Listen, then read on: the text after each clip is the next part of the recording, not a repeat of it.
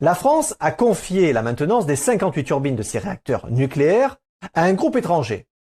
Et aujourd'hui, le gouvernement, par la voix du président Macron, annonce le rachat par EDF des turbines nucléaires vendues en 2015. Or, pour le retour à la maison des précieuses turbines nucléaires, EDF va débourser 1,2 milliard d'euros, soit 2 fois plus cher que le prix de vente. Rappelons qu'Emmanuel Macron était à l'époque ministre de l'économie, de l'industrie et du numérique. Il avait accordé en novembre 2014 l'autorisation à General Electric de réaliser un projet d'investissement en France avec Alstom. Selon certains, ce serait une faute impardonnable qualifiée de haute trahison, étant donné que cette vente a privé la France de son indépendance stratégique, la soumettant au chantage de General Electric pour l'entretien de nos centrales nucléaires. Un autre grief est qu'elle a été initiée discrètement par Macron dès 2012, dans le dos du ministre de l'économie de l'époque, Arnaud Montebourg.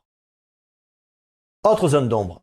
Cette vente semble susciter de lourdes suspicions quant au lien qu'il y aurait entre les bénéficiaires de cette vente de 14 milliards en 2014 et la liste des généreux donateurs de la campagne d'Emmanuel Macron en 2017. Pour le canard enchaîné, c'est en catimini qu'Emmanuel Macron, alors secrétaire général adjoint de l'Élysée, a supervisé le processus qui devait aboutir, en avril 2014, à la vente de la branche énergie d'Alstom à General Electric. Emmanuel Macron aurait été depuis longtemps à la manœuvre. Par anticipation, il aurait commandé en octobre 2012 au cabinet américain A.T. Kearney un rapport fixant déjà les grandes lignes du démantèlement d'Alstom.